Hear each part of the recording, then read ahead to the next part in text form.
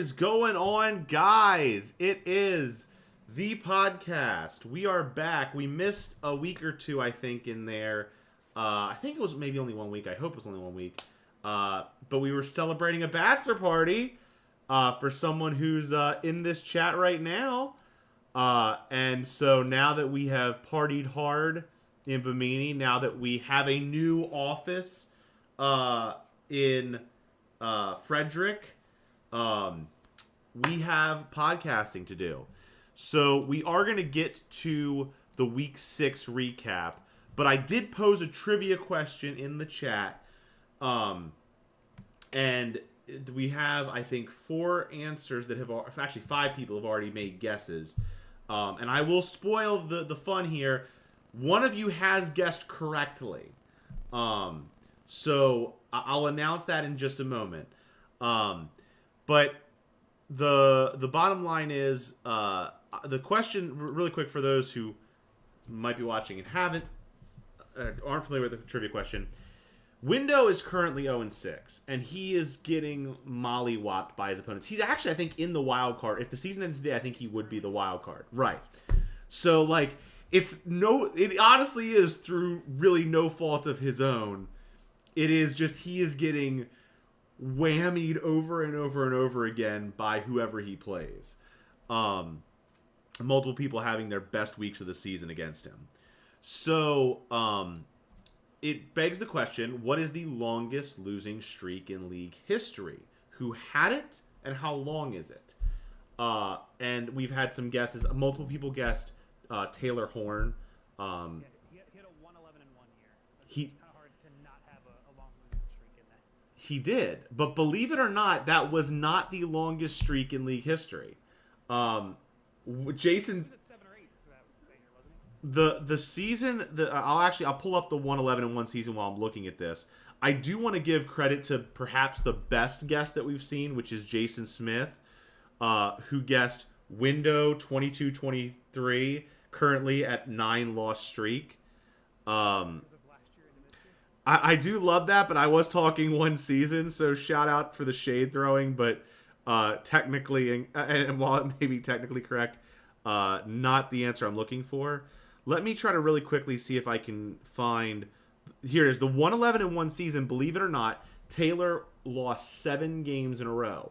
And that's not a rare feat. There have been multiple teams in the league history in 15 seasons that have lost 7 straight games.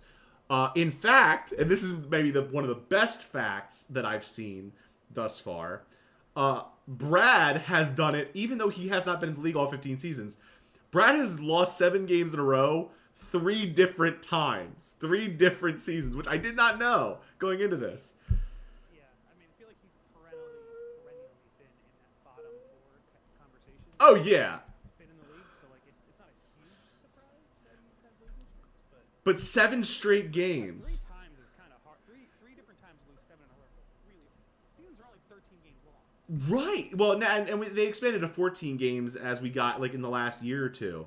But still, 7 games is no easy. Again, Taylor Horn, when he went 111-1, lost 7 straight games. But there was only one person. And by the way, Window guessed Jerry with 9 losses.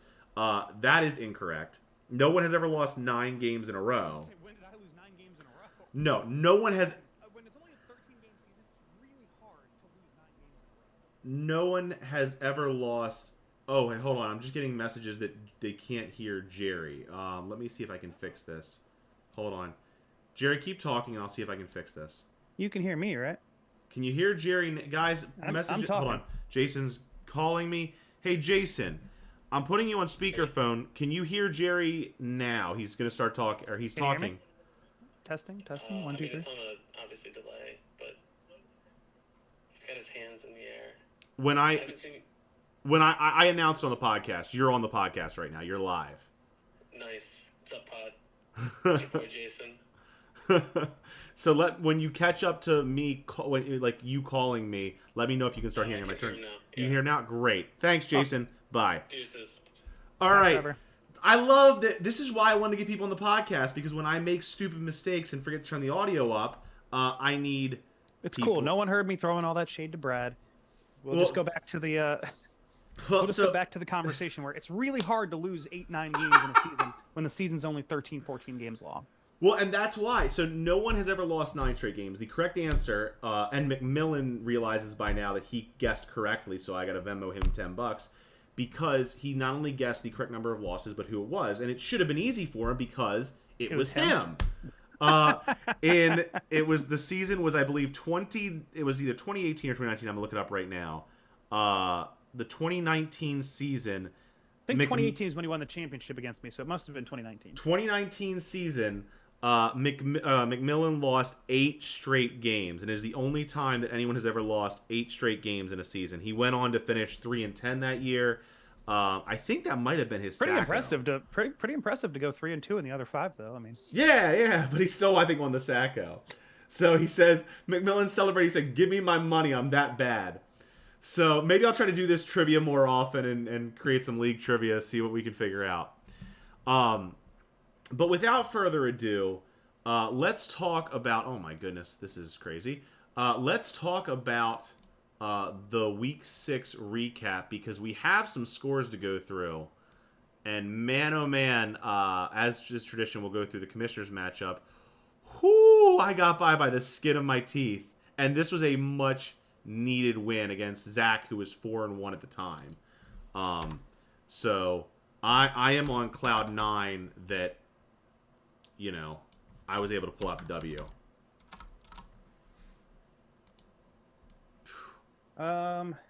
Yeah, like it's like you don't feel great when your top 2 wide receivers combine for less than 6. But you know, Raheem Mostert's just putting the team on his back. Raheem Mostert is quickly turning into perhaps the best pick I could have made. I mean, he was, I think, like somewhere in the late round. I'll look at the draft in a little while. He was your 14th round pick, and he is RB2 on the season. Oh my gosh! That's absurd. Like if we talked about steals of the draft, like that could very easily be it. You love to see it. You absolutely love to see it. And yeah, single-handedly saving my season. Windows says, "How's a new place?" I on cloud -100. So. Yeah, we'll get to you in a minute, Window. But yeah, don't worry, we're gonna spend a plethora of time on. How your season's going. We're gonna talk about Windows season. Don't you worry. That's why the episode. I don't know if you saw the title of the podcast. It's Winless Window. So I'm just saying, until he gets a win, every podcast needs to be called Winless Window. Oh, that would be brutal. I want to throw out a proposal here. If you like it, take it. If you don't, just send it right back. Can we rename like the pod itself to Winless Window if he does go 0-14? We might name the league that if he goes 0-14. And so I will say one thing, and I don't ever do this, but I'm gonna do it for the first time ever. I am soliciting trades on the podcast. I have a running back plethora, and Scotty and I are in talks right now. I need to get back to him. Because we've been kind of tossing ideas out there for some big trades. But I am in running back nirvana for the first time in a long time, and I am in wide receiver hell at the same time. So when T. Higgins and Jerry Jeudy, like you said, are putting up 3 or less, but all of my running backs are putting up double digits, like, and not to mention, oh, by the way, I have Saquon Barkley on my bench this week, and again, put up double digits. Like, I need to make a running back move for a wide receiver. So I'm happy. Zach, on the other hand, again, it just sucks losing by less than a point, and he would have been 5-1, but for this tough loss. Not saying he deserved to win. I mean, I think he was Actually, it was a pretty low scoring week. Now that I'm looking at it, he was, I think, 6th in scoring, but like I was 5th. Super high scorers this week. Outside of Jason, it was all pretty tame this week. Yeah. Although, correct me if I'm wrong, didn't you lose to Zach by like less than a point in the championship last year? I don't want to talk about it. Am I misremembering this? I don't remember what the final score was. I'm just saying, your guys' matchups always seem to be just like down to the wire. I just remember, and I don't know if it was this year. Less than a point win here, I'm just saying. I don't know if it was this year or last year, but I just remember, I think it might have been this year. It was, I needed Nick Chubb to get like 2 or 3 more points, something like that. Like Nick Chubb was the it. Yep, I remember the goal line stand. and we were literally in a I think we were in an Xbox party chat, and they did the play action pass, scored a touchdown, and I immediately got off and went to bed and just was I don't think I've ever been more angry. Pretty privileged life, I'm just saying. Yeah. So Zach, I mean, what are your reactions to Zach's team? Because overall, like I said, it wasn't necessarily a bad performance, aside from Russell Wilson and obviously Nuke. I mean, I feel better about his quarterbacks going to shit. Yeah. Like, just the bullshit of him having Desmond Ridder and Russell Wilson, and he's just like, yep, I'm just going to get more points than Joe Burrow and Patrick Mahomes, and so it felt a little good seeing his quarterbacks come back down to earth a little bit. I mean, I don't know. I look at his team. I said it at the beginning. I didn't like his team. I still don't like his team. The bench isn't there. I mean, obviously Justin Jefferson going to the IR doesn't help him. He's kind of stuck. Like, I just don't see a lot of wins in the near future for him. Justin Jefferson being on IR is huge because, and I talked about this. Can he trade him? Can he even trade him for anything right now? Oh yeah, absolutely he can. But like, what is he getting back that he's going to feel comfortable giving up Justin Jefferson? He's already missed him for. Is this the first week he's out? So he misses him for another 3 weeks. Right. I mean, if he can even go 500 over the course of Justin Jefferson being gone, I don't think you get enough return for anybody that you like. People are. I don't know. Maybe I'm wrong. Maybe someone will give up a bunch for Justin Jefferson there. But how about I trade him? I'll trade him Patrick Mahomes for Justin Jefferson and Jordan Love. Maybe that's a trade. I'm not saying I'll commit to that, but I said maybe. It's not an offer. But like it would be that he needs what he needs is a quarterback. Truthfully. And I'm not saying Jordan Love's not the answer for him at one of the quarterback positions, but we're in a super flex, right? You need two. And yeah, he's come back to earth. He's sitting at quarterback 14. Desmond Ridder, I think, is at like 20. I mean, Russell Wilson, I think Russ is still the highest and just had a bad week. After putting up a 7-point day. Do you trust Russ the rest of the year? Is my thing. Right? I don't trust the Broncos. Russell Wilson looks like to be playing better than he did last year, but I just don't trust the Broncos. Yeah, no, I 100% agree. And my big concern with Russ is like and this is what I get for talking shit because I literally tagged Zach. What are you using? They're McMillan really quick. McMillan and Smith both because I did a trade floater. McMillan said, "Way to use your power of the press, impeachment." And then Jason Smith said, "Sean, stop abusing your position." Look, it's my soapbox, bitch. I made the podcast. No, like I think that Russ, and I talk shit to Zach on Facebook, like, oh yeah, how do you feel about Russ now? Like and this is because his floor is so low, I think, compared to like the top 10 or 15 quarterbacks in the league. I think Russ's floor is just so much lower, and I think same to a lesser extent with Jordan Love. But if I were him, I would. I mean, if you can make a move for Justin Jefferson now if you want, if you're in win now mode. But the thing that helps him, he's 4-2. He's 4-2. No, yeah. So obviously, being 4-1, it gives him a little bit of that cushion to say, let's see how the first 2 or 3 weeks go.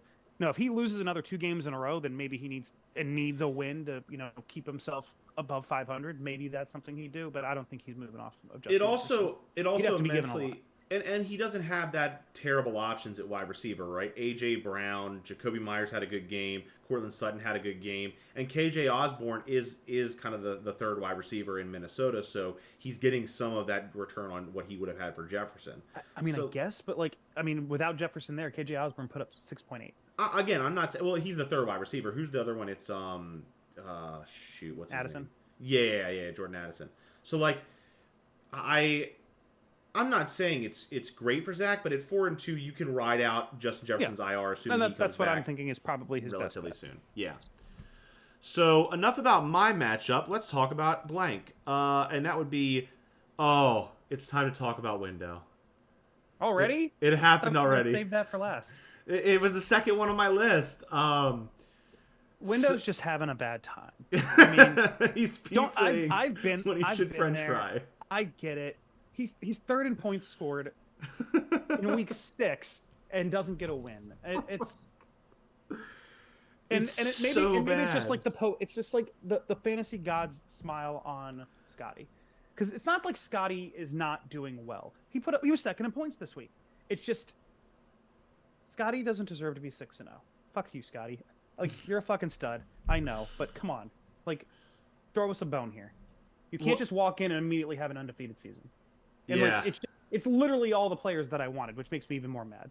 There has never been an undefeated season in league history, and I think James was the closest. I think at 12-1. James was indeed the closest, and I don't think he won the title that year. He lost in the championship, I'm pretty sure. Yeah, but he had an unbelievable season. I want to say it was his first year in the league. I could be wrong. Let's see. I'll try to find it while we're looking at this, because I remember he had a monster year, and I can't find it now. Like I said, I know he lost in the championship. He was 12-1. I remember that. Yeah. But no, looking at this matchup, the big concern I think for Windows team. I mean, let me ask you, do you have any concerns with Windows team from a roster standpoint? I don't feel great about James Cook having to start James Cook every week. It doesn't help that he used, 65-70% of his budget on a guy who's now, is he on the IR? I actually don't know. I know he was he is on the IR, but the word from Mike McDaniel at the press conference was it's a matter of weeks, but he will be back this season. I mean, it's I don't know. I still feel like even when he does come back, the touchdown rate he had over that, it was 7 touchdowns in 3 weeks. Correct. Like, that's not sustainable. No. He was going to come back down to earth regardless, especially with Raheem Mostert being RB2. Right. I mean, you still have Salvin Ahmed, and who's the 4th running back there that I'm forgetting about right now? So you have Salvin Ahmed, Jeff Wilson Jr. Jeff Wilson Jr. is the other one. Raheem Mostert, like, right. It's at some point, like, his touchdowns were going to come down regardless. It sucks that it comes in the form of an injury where he's going to be out for multiple weeks, but like, I don't know. I honestly think that might be a little bit. I mean, not that it's helped him because he's 0-6, but like, it might be a little bit better that it's just an injury and not, he decided to start him hoping for another 20-point day and he gives you a goose egg. Right. I mean, the thing with Achane is like he is going. I think he'll probably, if I had to guess, he's probably coming back around Miami's bye, which I believe is like week 9. I want to say, like, I think he'll be out for probably like 3 or so more weeks and come back. But the question that I have for Windows team is, like, he's putting up points at a good clip, which makes me think he's going to be okay. I mean, like you said, as of right now, he would be in the wild card. Correct. But the question really is it sustainable? Because the other thing is, Big Tony is done for the year. They just came, Anthony Richardson. That's true. Is done for the year. I mean, he has Gardner Minshew, who is a serviceable backup. But, like, I mean, I don't know. He played well in Jacksonville. I don't know. Sam Howell's been a top 15 quarterback. Justin Herbert, I think, has underperformed quite a bit. Actually, he's still QB6. Yeah, no, like, he's fine. I don't know if his quarterbacks are the problem. I think, like, he also, again, not that it helped him, but like Puka Nacua was like a top 5 wide receiver. Now that Cooper Kupp's back, I just don't think that that's going to be Again, I think this week is more realistic to what Puka Nacua is going to do in that like 5 to 10 range most weeks. And if that's the case, he is truly in trouble because he does have production out of Breece Hall, out of Kelsey. Drake London's been a nice surprise. But one of the other things, too, Jonathan Taylor, I know, is getting back in the lineup and kind of working back into getting more touches. But you can't feel good about how Zach Moss still got a good amount of work. It looks like more of a committee right now. And, if Jonathan Taylor's not the bell cow and Zach Moss isn't the bell, I mean, do you start both and hope you're just starting their backfield? But that limits your upside. Like again, was this Jonathan Taylor's first week back or second? Second, I think. Okay, that's also not great. I was sitting here thinking, it's his first week back. They essentially split 50-50 on touches.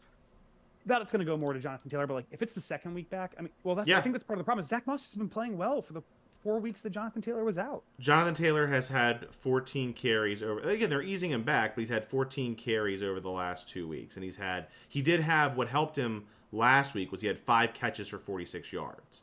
That saved his day. Okay. No, I mean that helps. But ultimately, Windows team, I think, will be in the wild card conversation, but he's in such a deep hole for wins right now. I mean, how far back is he on 5th? I actually don't know. Let's take a look. He is like games? three games out of 5th place. Again, that's really not that bad. We're not quite halfway through the season yet. He picks up a win this week. I don't know. I guess 3 wins over the course of 7 weeks is hard, but it's not. Well, it's 8 now impossible. because it's 8 now because we have a 14. I was talking about after this week, if he's able to still pick up a win. You're right. Sorry. I'm assuming that one of those 3-3 teams.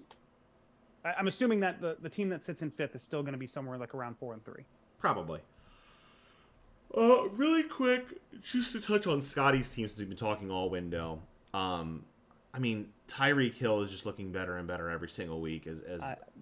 I mean, it's hard bane to say of your existence, right? Yeah, it's hard to say I fully regret. Like those were the 2 I was between, and then but no, Cooper Kupp's been great since he's been back.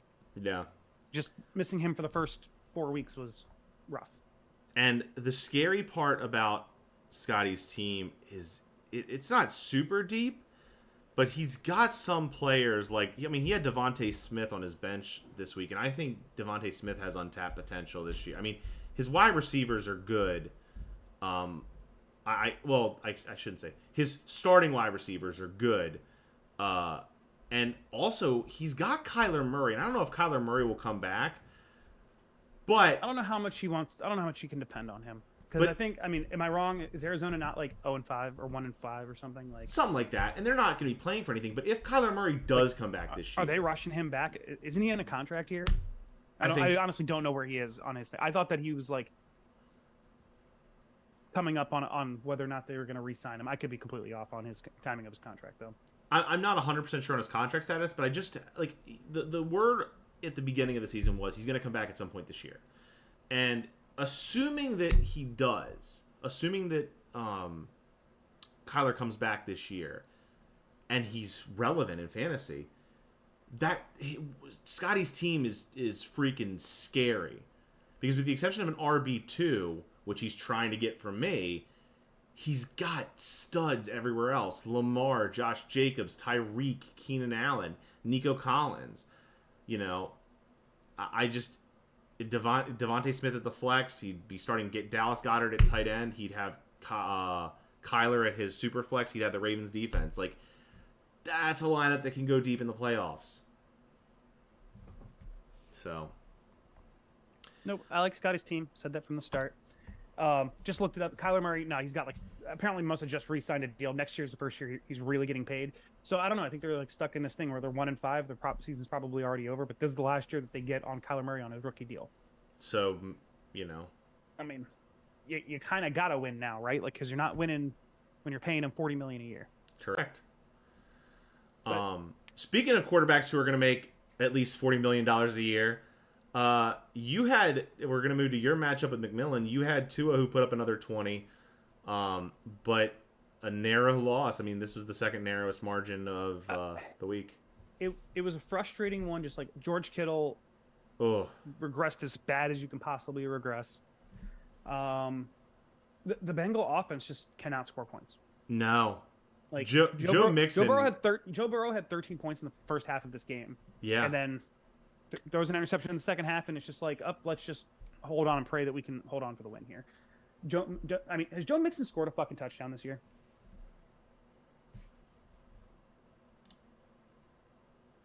Yes. Yes, he has. Has he scored more than one? No, he has one. Oh, thank you. like I'm sitting here like every week I watch it go down like they're in the red zone. How great would it be if Joe Burrow threw a touchdown pass to Joe Mixon right now? That stack. You want that stack. I do, and it's never coming. Like I'm resigned the fact that like Joe Mixon's just gonna be a like flex level running back because he just does not score touchdowns. But that's just the Bengals offense in general. They just don't score touchdowns. Window pointed out about Kyler Murray, by the way. He's in year 2 on his new contract. You don't remember his video game clause last year, the Call of Duty clause? Oh, that's right. Yeah, that's true. I did forget about that. But no, like I really thought that I had this game in the bag. Like I had a lead going into the final game. I had Gabe Davis and the Bills defense, and he had Stephon Diggs, and Stephon Diggs had a good day. And the Bills, I think, lost 3 points on that final field goal. And Gabe Davis started off really good. then he fumbled, and he did not get another touch in the game. Yep. It's like I think I lost 4 or 5. I think I lost 4 points on that. Like between the fumble and the final field goal, I think I lost 4, which I don't think would have been enough for the win anyways. But like it was just infuriating to see Gabe Davis fumble and then just not get another touch the entire game. Well, it's one of those things where I feel like fantasy, I don't know, in my matchups, like I feel like you can have 1 or 2 bad guys, like 1 or 2 guys who underperform in a given week, and you can ride it out. But when you have multiple guys who are sub 5, when you have like 3 or 4 guys who are putting up 5 or less, it just makes it impossible. And you had like Calvin Ridley, Gabe Davis, George Kittle, Tutu all went sub 5. It's like I don't know what to think about Calvin Ridley now. I love the upside of him, and he has weeks where he puts up like 17 and 20. Week 1 is exactly what I was hoping for. He had like 8 catches, goes over 100 yards, scores a touchdown, and then it's just like if he hadn't scored a touchdown in week 4, it's like his production in week 1 is. It's like it seems like he's like boom or bust. And I thought he was going to be like a consistent part of the offense, and it's just like he's either going to go over 100 yards or he's going to string together 3 or 4 games in a row where he doesn't combine for 400 yards or for 100 yards, and it's just I don't know what to do with him. Like, I can't bench him. No, and I don't think how many fucking times is he going to give me 5 in a week? Aside from Gabe Davis for Brandon Cooks, I don't know how much your lineup is really going to be changing week to week. You know what I mean? Like, I feel like those guys are kind of all locks to like start. No, and like that's kind of why I'm just kind of like resigned this season to be like it kind of just is what it is. Like, but I know what my starting lineup is pretty much every single week. It's just whether or not they go out and produce. It's not even like I have decisions to make. Yeah. Because I was never starting Brandon Cooks over Gabe Davis this week. No. Like, I mean, maybe I start him for Tutu Atwell. And Tutu Atwell, I think, is now just touchdown dependent. I'm also just kind of stuck because, like, I mean, if Joe Mixon or Kenneth Walker gets hurt, I'm just fucked. You can make a trade with me. Make me an offer. You want what? Justin Fields and Ramondre for Tua?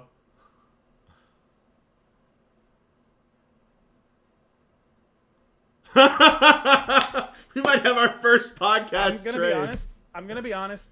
That is a lot better trade than I was ever expecting you to actually offer in this moment. So let me take a real look at your lineup here for a second. And I mean, Fields is injured. I will tell you full disclosure. He's currently injured. He's got that thumb issue. The thing is, I have Stafford, who's doing the same as. Well, I mean, Tua's obviously the bigger upside there.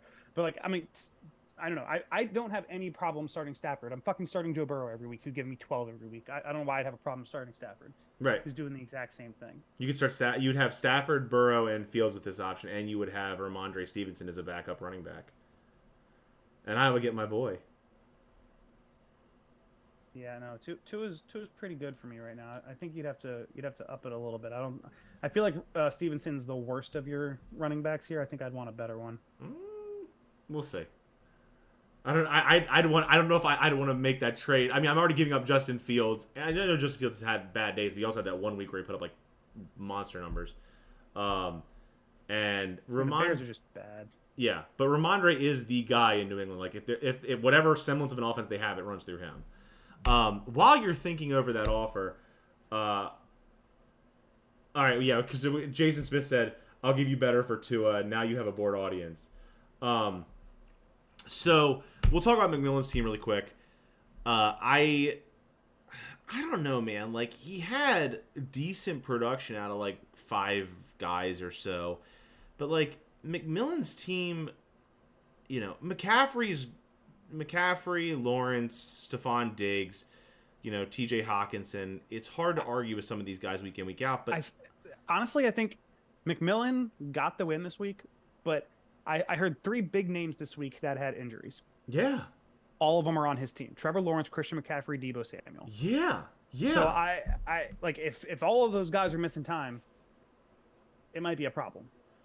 You're getting multiple trade offers in the chat, by the way. I am? Windows said he'll trade the Colts running back committee and Minshew for Tua.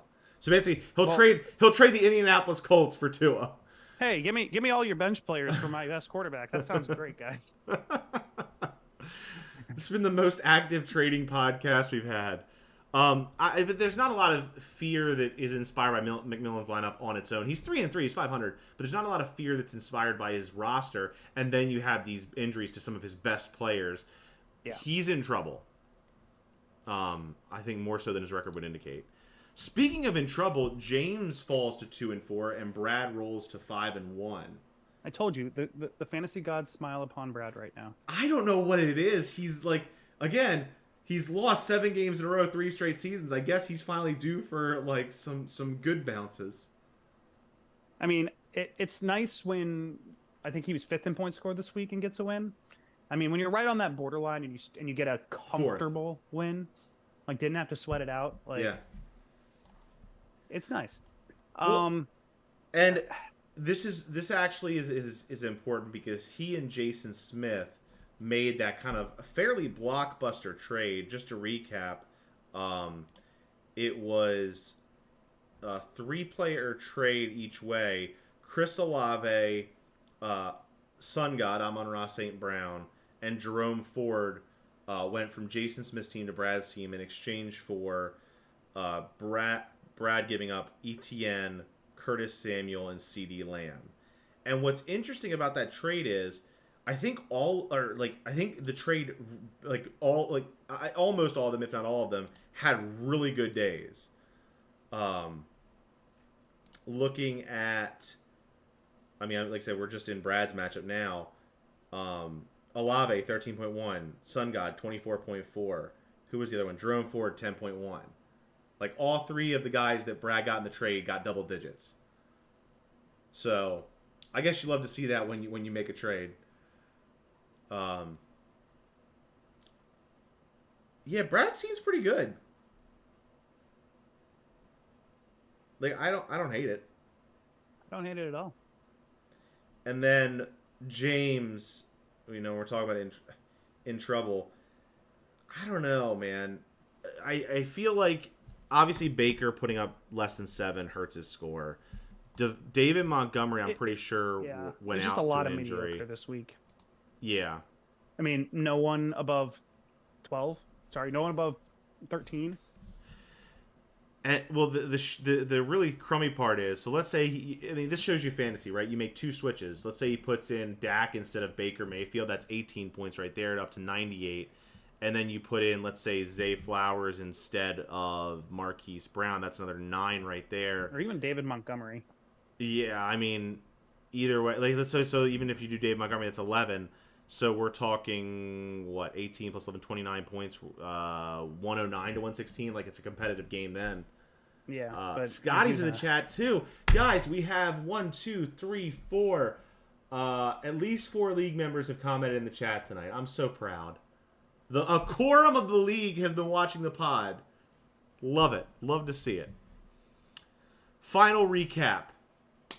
Alex takes another L to the highest score of the week. Jason Smith finally, at long last, in a season of suffering, he had 1 win all year, gets his 2nd win. Him throwing all the money at Adam Thielen has looked like the best decision he's ever made. Yeah.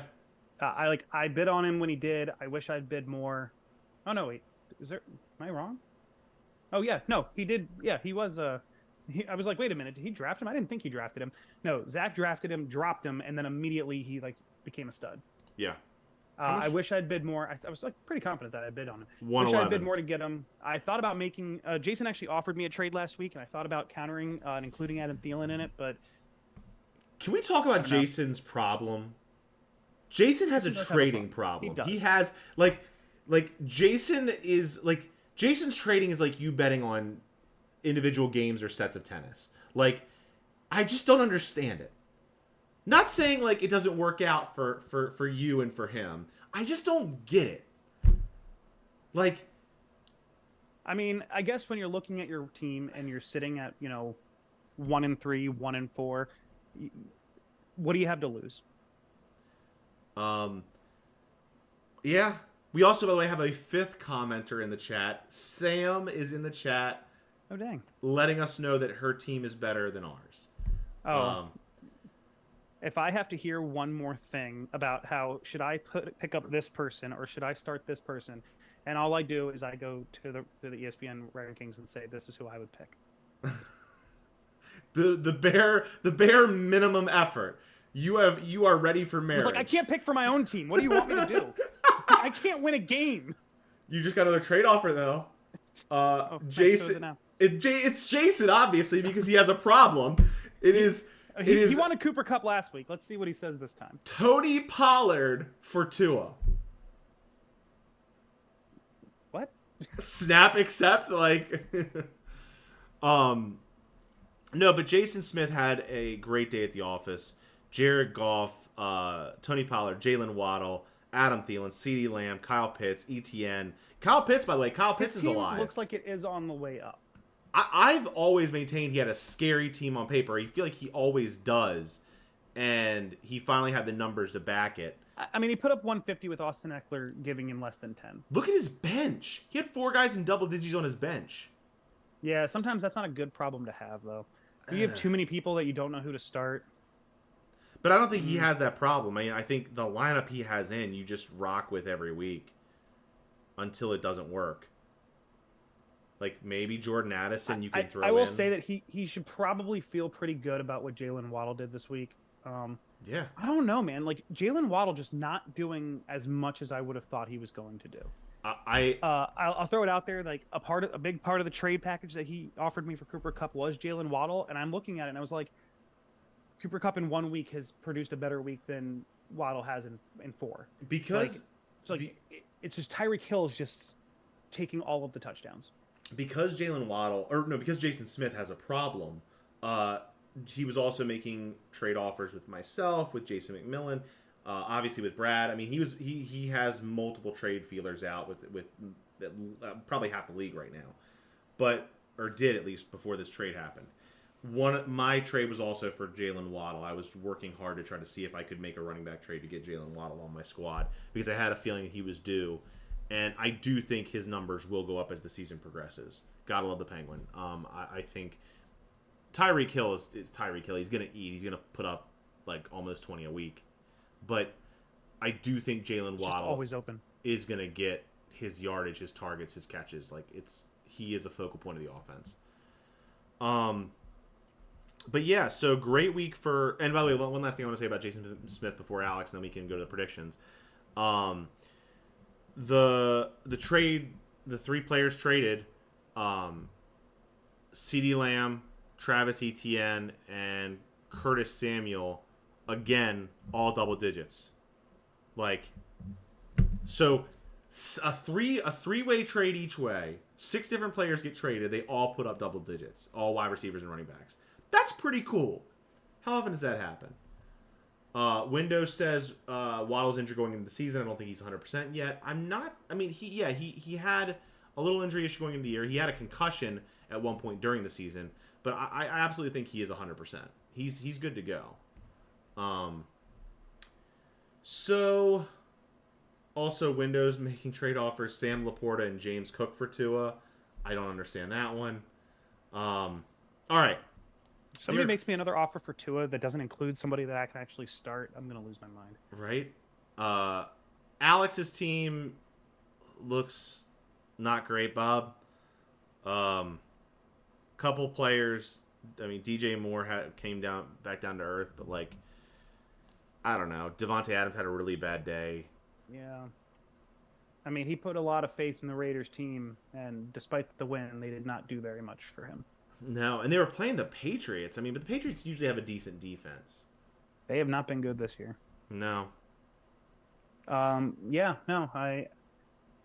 Just a lot of people that you're not happy about starting, and the bench doesn't really look any better.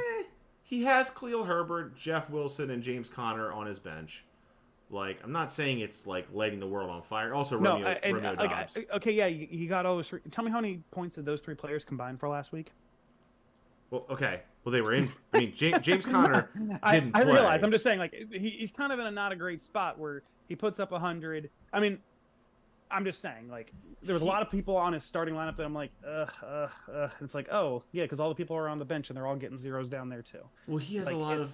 He has I also get a lot he of, has some injured people, but he has also a lot of boomer bust receivers. Like, look at his receivers: Moore, Ayuk, Lockett, Dobbs, right? Like, they're gonna have weeks where they put up Ayuk 12 might be to on. 16. I mean, if Debo and McCaffrey sit at all, like Ayuk could see a lot more touches. So that could be something to be looking forward to. As could Kittle. So let's talk about the waiver wire and get into that real quick before we move into. Also, did anyone? I don't know if anyone was up. Maybe it was just me. I'm getting up earlier and earlier these days. I feel like I don't know if it's dad mode kicking in, but I was up at like 6 a.m. this morning because I usually, whenever I wake up, the first thing I do, well, not the first thing. One of the first things I do is I check ESPN Fantasy, see how the waiver wire went on Wednesday mornings, and check the offer report. It didn't process until like, let me actually look and see if it's in the recent activity. It didn't process like after 6 a.m. Yeah, 7:06 a.m. it processed, and usually it's like 3 a.m. I was like, I'm like waiting to get my offers in, or like my free agent moves in. Interesting offer report. The big money purchase was you. Yeah, haven't thrown a ton into it. I didn't know how much really to put on Zach Evans. I don't know. Don't even know how I feel about it. I mean, we'll see how he does the next couple of weeks. I needed another running back that I could start. Like, sometimes when you need that player, you have to fireball. I mean, Alex did spend 102, so like, had you not spent over 100, you wouldn't have gotten him. You know, that's the worst feeling. One last thing, Scott and Window are having a pity party. I'm sorry, I lied. Scott is bringing up Alex being hurt by injuries, and Window is, you know, saying "Cry me a river, I had injuries." So Alex had Chubb and Rodgers out that he lost, obviously. Window, Big Tony, and Achan, and Taylor for 4 weeks. So don't know who you can comment in the chat who you think got the worst of the injury luck of those two. I will say I was hurt to see Kareem Hunt. After the week after I drop him, he gets his first touchdown of the year. Looks decent enough that Alex throws $100 on him. Hurt my feelings. Marvin Mims went to Brad. Scotty got Jordan Mason. The Muth is Luth for Alex. After Logan Thomas laid an egg. Jonnu Smith, Craig Reynolds. There's a lot of ads here. Oh no, Craig Reynolds didn't get added. Who else? Tyrod. I added Tyrod Taylor because of my QB injuries, and I can't start Bryce Young because he sucks. Scotty pissed me off because this is the second or third time this year I have bid on someone and been outbid by $5 or less. $6 for the Browns defense. I bid $2. Screw you. No, I'm sorry. No. I lied. He bid $6. I bid $5. And I lost out on the Browns defense. And I know it's the Browns defense, who gives a shit, but like, I keep getting outbid by a couple dollars. And it's pissing me off. So, I'll catch up on the chat really quick, and then we'll go to the predictions. Let's see. Did Alex lose Kyron Williams too? Wait, just really quick. I know we kind of glossed over this. I know you mentioned it. How much did you spend when you bid on Kareem Hunt? I think it was like. Didn't you do like $100? $100. So you used 10% of your budget and then dropped him like a week later. It was like 2 or 3 weeks later. He wasn't doing anything. Like, I don't know. Let me see if I can look up when I added him. So I added him in for $97 on September 20th. He proceeds to do nothing for a couple weeks. So on October 11th, I finally say, screw it. I'm not holding on to you any longer. I drop you. Then he gets his first touchdown. And then Alex adds it for more money than I spent on him. So I basically just wasted a tenth of my budget on Bupkis. Things happen. Predictions. I get to play Alex this week. Right now, it is with the exception of Jimmy Garoppolo, who is projected to be injured, The lineups are legit. Alex does not have a third quarterback on his roster. So I don't know who he'll be adding. They'll have to add somebody. Unless he wants to start a wide receiver running back at Superflex. Right now, interestingly, I'm a 7-point favorite. 7.5-point favorite. But Alex's players are averaging 2 more points per game. Who you got? Let me see here. My computer's taking forever to load. My bad. Well, I can do my prediction then.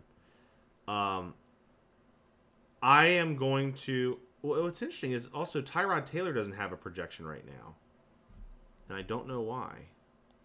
Who? I don't think Daniel Jones is coming back this week, but no. So just off a quick look, I'm thinking I'm leaning towards your team here. I like the running backs better. I know he on the comparison thing, it gives the advantage to his wide receivers, but I don't think there's that big of a gap. I would agree. You got a 7-point. He also Jimmy Garoppolo currently is projected 0. So you both have a player that are being projected for 0. So assuming that's somewhat of a wash, I'm going with you this week. Oh man, Daniel Jones is questionable right now. Oh, so annoying. Because Bryce Young is on bye, so I need to know. Worst. So Alex and I both are going to be scrambling for a quarterback to put in our super flex potentially. I do like my running backs to his. I think that's where I win this matchup. I do think he has the better wide receivers, obviously. So it honestly might come down to who's whether my running backs outscore his wide receivers. Man, I think it'll be close. I'm going to give myself the nod. I think Patrick Mahomes at some point has to have a good day. Then again, he's got Jalen Hurts. But yeah, screw it. I think he's got too many inconsistent players. Giving myself the nod. Me. All right. Window McMillan. Interestingly, again, massive, a much bigger difference in the average points scored than in the projection. The projection favors Window by 4, but the average is 11. And we talked about in the McMillan's recap the injury questions. The injury questions, yeah. So I'm gonna just throw this out here. Where if McMillan gets the trifecta bad luck of all 3, Lawrence, McCaffrey, and Samuel all sitting, I would lean to Window, but I want Winless Window to be the name of the league, so I'm going with McMillan. Window, I've got your back. I know. I want him to break the record. It would be amazing if he broke the record, and I'm not gonna be for a moment sad or upset or disappointed if Window loses 9 straight and breaks the record. You have a chance at history here, Window. But with that said, I think he pulls out his first win. I think he pulls out his first win this year. I do think Chiefs Chargers could be a shootout.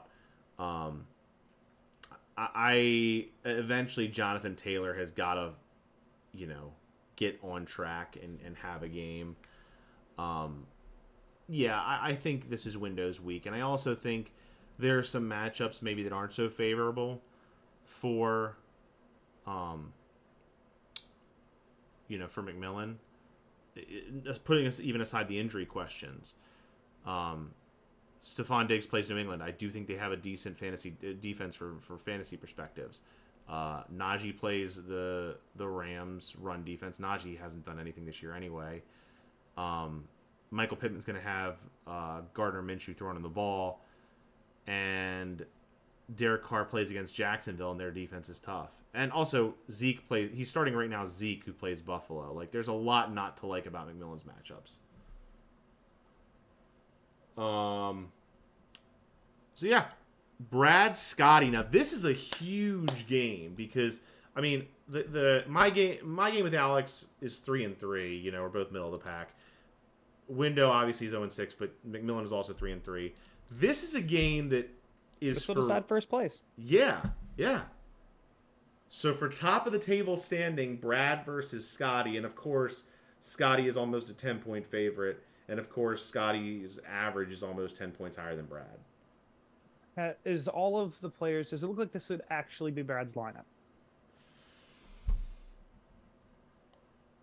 That is the question. Yeah. Who else do you start?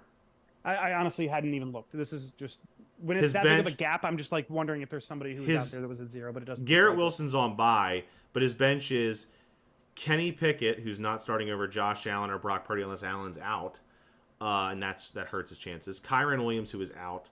Rashid Shaheed is the only one maybe a start, but I don't think you start him over any of his 3 wide receivers, Christian Watson, Sun God, or Olave. Zach Charbonnet is, again, you don't start over Jahmyr Gibbs, Jerome Ford, or Rashad White. Josh Downs, Marvin Mims, same thing. Brad's lineup is locked unless there's an injury. And really, Scotty's could maybe get better depending upon how you like, if you like Daniel Jones against the Commanders more than Josh Dobbs against the Seahawks. Not to mention Alex Madison instead of Latavius Murray, perhaps. I mean, there's a lot to like about Scotty's team. So I'm stuck between a rock and a hard place on this because you hate Scotty's. You don't want Scotty to win. No, I mean, I like Scotty's team. It's one of those things where, like, Scott has had... obviously, I like his team. He's 3rd in points scored on the year. Scotty is 2nd to lowest in points against. You know who is lowest in points against? Who? Brad. 605. It's a 60-point gap. 10 points per game less. Everybody just shits the bed against Brad.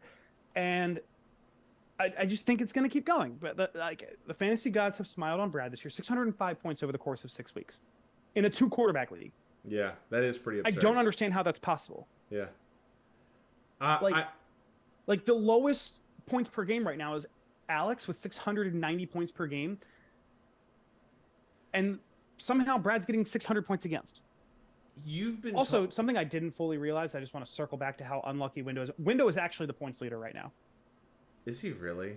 He is the overall points leader right now. 762.82. It's close. He's less than a point ahead of Zach, but he is currently. That's disgusting. Oh my gosh, poor Window. Yeah. Oh my I feel bad. goodness. I feel bad for Think him. about this. The difference between let me just see 845 divided by 6 because I'm not good at that kind of math. It's like 140. 140. So literally Window is getting like 40 more points dropped on him per week right now than Brad. That's nuts. That's crazy. Oh man. That's super gross. I miss the good old days of fantasy football when we really didn't realize how much luck it actually was. It is all luck. It's completely and totally luck. Like, obviously there's some skill to it, but there was a time when I was like, oh no, if you're a better player, you're gonna win majority of the time. And it's like, no, everything's a fucking coin flip. It absolutely is. None of this matters. Why do we do this? Well, and it is crazy that aside from first of all, there is some parity here, right? The entire league in points for is separated by 70 points. But where there's that's what's even more crazy about it is the points for, there's a 70-point difference. The points against, there's a 240-point difference. Yeah. Or no, 240-point difference. Yeah, that's nuts. 240 points. That's so crazy. Yeah. Oh, gotta love numbers. I'm really curious. Is there anybody in the league right now? I mean, I'm assuming there's probably some, but I don't know if there's anybody who would be 500 with Windows schedule right now. Yeah. That's a great question. I mean, Window is the points leader in 0-6. I mean, I'm assuming there's some people who, over the course of 6 weeks, somebody has been the overall points leader. But this is where that chart that Jason Smith has done in the past before would be handy, where who beats who every given week would be handy to see. Sorry to derail the predictions. No. I was trying to see how much of a difference it was there, and I saw Window was leader in points. It's goddamn. But to be clear, you're picking Brad. I am picking Brad. I mean, so you were talking about how much you want. I like Scotty's team. The fantasy gods smile upon Brad this year. I know you were talking about history. You want Window to make history. You want him to set that record. Mm-hmm. I actually think Scotty has the better chance of making history. I think Scotty could be our first undefeated season. And but no, I don't want that. I don't want it either. I don't want that. I hate that. No, I want to see history, but I want to see history. I mean, if it was me, sure. I want to see Window go winless. That's what I want. I just don't see a way that Scotty doesn't win this game. I mean, he's, like I said, the matchups are pretty good. I do think that... I don't know. You're starting Josh Dobbs. He might start Danny Dimes if he plays. If he plays... That's the question. Latavius Murray, Rashee Rice. There's a lot of pieces of his team that I really like, but there's also I'm looking at the lineup and it wouldn't surprise me if Josh Dobbs has less than 10. Latavius Murray gets him 4. It just wouldn't. Murray also might not get the start. It might be Alex. He might start Alex Madison instead. He's also got Javonte Williams as a backup. He's got options. No, there's options. I'm just saying the fantasy god's smiling. But I mean, if Brad's just gonna keep playing against 100 points every week, it's not gonna matter. Yeah, that's fair. Also, apparently Scott says he's in bye week hell windows 10 and 13. And let's see. I'm trying to just catch up in the chat. Brad is 8th in points 4. Brad is the most lucky, Scotty says, and Scott says he's second most lucky. Also, Window didn't know the saying, I'm stuck in a rock in a hard space. So that's actually, it's Window, I'm stuck in a rock in a hard place. It's an idiom. Colloquial metaphor. I was waiting for you to do it. You did. Oh, shout out to Archer. Also, Jason Smith said no one is 500 with Windows schedule. Yeah. So, yeah. Like I said, really hard to be. But let's see. That just fucking shows you how much luck this goddamn is. Yeah, no one would be 500 with Windows schedule. No one would be 500. Everyone would be outside of Jason. I just saw him posted in the chat. Outside of Jason, if you had Brad's schedule right now, you are a bare minimum 4-2 unless you're Jason, and then you're 3-3. Oh my gosh, that's gross. One of these years, I'll get that easy schedule, and I'll just be 6-0 with a shitty ass team, and I'm gonna be unbearable when it happens. As well, you should. We're speaking of 500. We're talking about two teams that want to get to 500, and they're two teams that you just referred to: yourself and Jason Smith. This is a close one in projections. Projections are less than 5 difference, and also average scoring is less than 5. And interestingly, they flip. You are projected as a 5-point favorite, but your average is 5 points less than Jason Smith.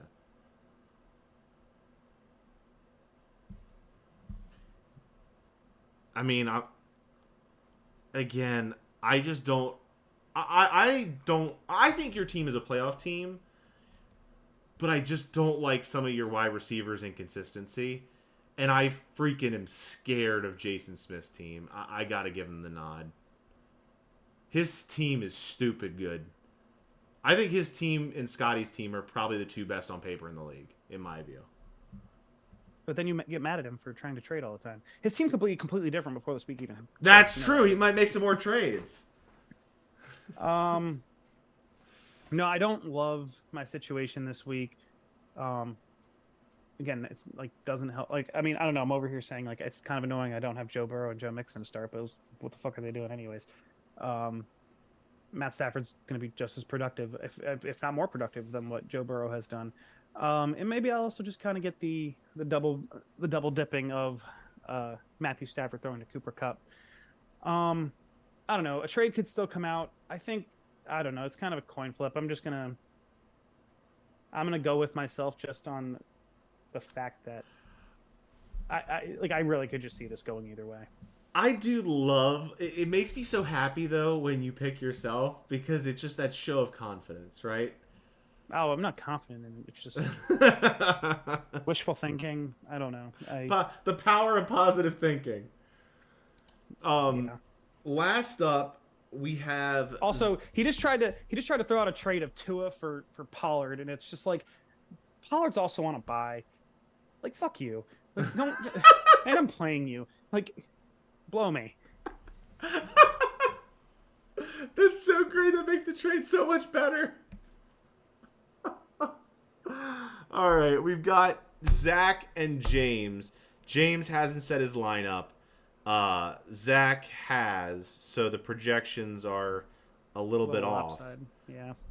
Jamar Chase will be out for James.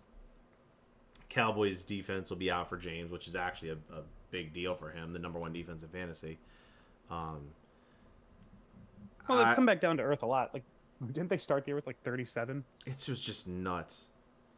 I assume he'll probably put in like Zay Flowers at his remaining wide receiver spot. He'll have to pick up a defense, but either way, the projections going to heavily favor Zach. Zach's, yeah, I'm going Zach. It's not close. I mean, I'm like low key. I'm hoping that Aaron Jones doesn't play, so that way when I start AJ Dillon, it feels a little better. But like, no, I'm going with Zach. I just did the quick math, and with like he has 18 points between. He'll put Justice Hill in for David Montgomery. I assume he could do Algier or Gus Edwards, but I assume actually he might do Gus Edwards. So that's 8 points right there for Gus Edwards. Zay Flowers 11.2. We're up to 19.5, and then the defense another 6 or 7. 6. Yeah, we'll say 6. So 25 points right there. He's still going to be about a 7 to 10 point favorite. Yeah, and I think that's fair. I think Zach is the right pick here. Interestingly, one of the things Zach will be watching is that Denver Green Bay game because he's got both of his quarterbacks playing against each other. So like he'll have a quarterback on the field at all times in that matchup. That makes you feel good. It's nice to watch that game. Be like, I just want to see it be like 60-50. Like that would be great. I want those Broncos numbers.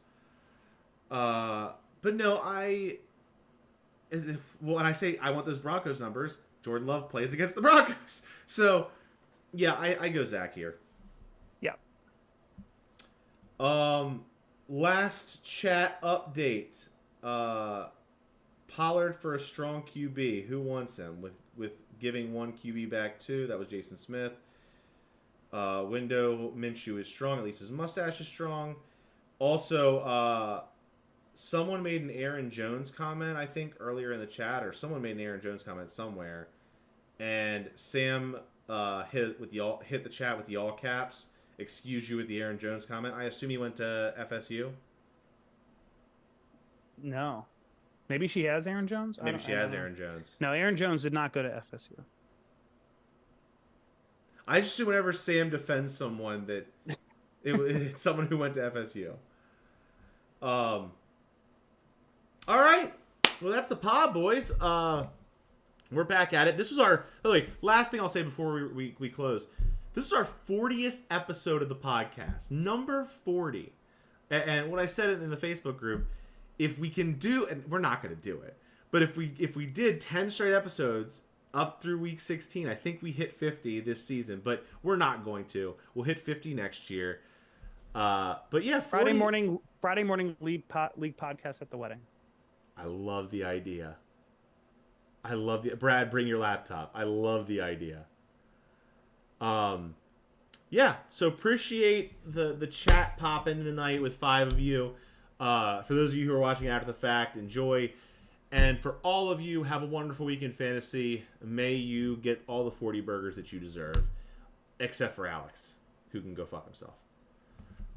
Because I'm playing them. So, have a good one, guys. See you next week.